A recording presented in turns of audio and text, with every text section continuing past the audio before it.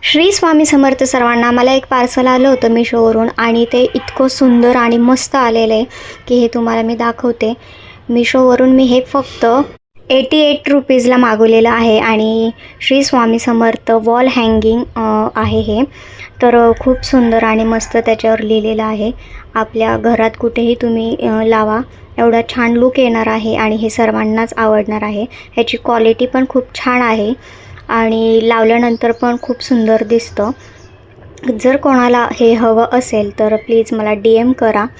तर मला हे खूप सुंदर आणि खूप आवडलेलं आहे. ह्याची क्वालिटी पण तितकीच खूप छान आहे, तुम्ही बघू शकता. खूप छान आहे आणि याच्यावर लिहिलेलं आहे श्री स्वामी समर्थ, भिवू नकोस मी तुझ्या पाठीशी आहे. तर तुम्हाला जर हवं असेल तर DM करा किंवा कमेंटमध्ये PP असं किंवा लिंक म्हणून टाईप करा. तुम्हाला त्याची लिंक मिळून जाईल. आणि दुसरं मी पार्सल मागवलं होतं मिशोवरून. ब्रोच पिन्स मागवले होते. आपण जो साडी ड्रेप करतो त्याला आपण पिन लावतो, साडी पिन. तर ती न लावता आपण ही ब्रोच पिन लावू शकतो. खूप छान लुक येतो आणि खूप मस्त टोचत पण नाही. खूप इझिली ते फिट होतं. जे तुम्हाला 20 पीस मिळणार आहेत आणि याची प्राईस फक्त आणि फक्त 80 रुपीज राहणार आहे. तर ही हवी असल्यास तुम्हाला DM किंवा लिंक असं कमेंट्समध्ये टाईप करायचं आहे, मिळून जाईल तुम्हाला. हे दोन्हीही प्रोडक्ट 100च्या एकदम आतमध्येच मिळतात, तर इझिली तुम्ही मागवू शकता. तर सुरू करूयात माझ्या रोजच्या मिनी ब्लॉगला. सो ही आमची छोटीशी रात्री पार्टी चाललेली होती आणि सगळं झोपायच्या टायमिंगला पण ह्यांनी हे मागवलं. का तर माझा बड्डे आहे म्हणून ह्यांनी हे मागवलं होतं. आणि आद्विक झोपला होता. सकाळी उठल्यानंतर सगळे कामं वगैरे आवरली आणि जेवण करेपर्यंत मी खाली सोडलं होतं बाळाला.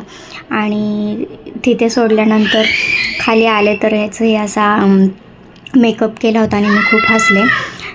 त्याच्या दादाने केला होता. सो निघालो आम्ही. गावामध्ये एक छोटंसं मंदिर आहे दत्ताचं आणि तिथे गावामध्ये छोटंसं एक मंदिर आहे दत्ताचं आणि तिथं आम्ही पाया पडायला गेलो. म्हटलं रोज आपल्याला वेळ भेटत नाही, आज थोडासा वेळ काढून मी नक्कीच गेले आणि खूप छान वाटलं. मंदिरात गेल्यानंतर बरं आणि प्रसन्न वाटतं. तिथे गेल्यावर आद्विकचं इकडे तिकडे फिरायचं चाललेलं, पाण्यात खेळ, कुठे काय कर. थोड्या वेळ जरा बसलो तिथे आणि आद्विक काय दमदर येणार, चल चलच म्हणायला लागला घरी. खूप दिवसांनी आलं, थोडं बसावं, प्रसन्न वाटतं म्हणलं तर नाहीच. पण आद्विकला कुठेही दम निघत नाही, त्याला कुठेही न्या, अजिबात कशालाच तो खेळत नाही, नागवत नाही आणि त्याच्यात अजिबात पेशन्स नाही आहेत. आणि तो दादा जिथे जाईल तिथे तो जातो आणि तो जे करायला बघतो तेच त्याला करायचं होतं. त्याने घंटी वाजवली तर त्याचा हात पुरत नव्हता. त्याला म्हणला मला उचल बेल वाजवायला असं म्हणत होता. आणि आम्ही घरी निघालो, पाय वगैरे पडलो आणि तेवढ्यात माझं एक पार्सल येणार होतं. सो म्हटलं पटकन जावं, नाहीतर हे पार्सलचं खूप कन्फ्युजन होतं.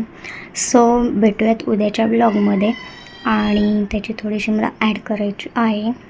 तोपर्यंत मंडळी ठोका, लाईक करा, फॉलो आणि कमेंट्स. बाय.